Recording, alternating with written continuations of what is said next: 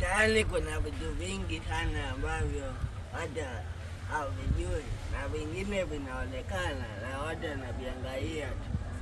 Mnaamika kuwa tabia zinaharibika, mnalalamika sana kwamba kuna utovu wa maadili, mnalalamika sana kwamba watoto hawana tabia njema, lakini kumbuka kwamba hao watoto ambao hawana tabia njema ni kwa sababu ya nyie hamna malezi mazuri.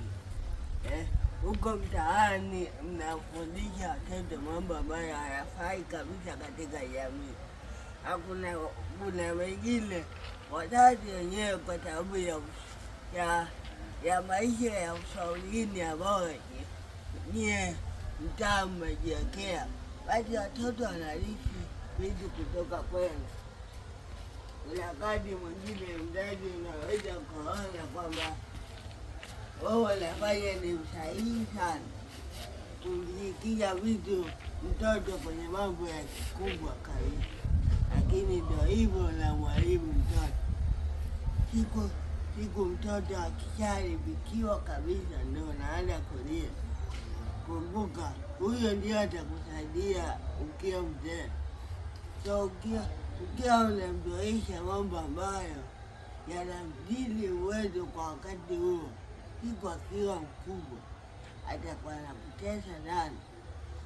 Ni kwamba tu Mswahili, maisha ya Uswahilini ambayo tunaishi yanatufanya sisi tuone kwamba kila kitu tunachokiamua ni sawa, lakini kuna siku moja tu ambayo nyie mtakuja mnalalamika kwamba tabia njema haipo. Tabia njema zinaharibiwa na nyie wenyewe mtaa. Mnaona kwamba hivi mtaa umezidi katika vitu ambavyo ni viovu, lakini mnakaa kimya. Mnataka mshughulikie na nani? Akikupikia wazidi mnaweza kusema kwamba wazazi hawalezi. Fanyeni kazi, amwani nyewe wenyewe kuzeika, chukueni hatua kwa kuhakikisha kwamba mambo ambayo yanatakiwa yaishi ni mambo mema na maadili yawe mazuri katika mtaa. Hakikisha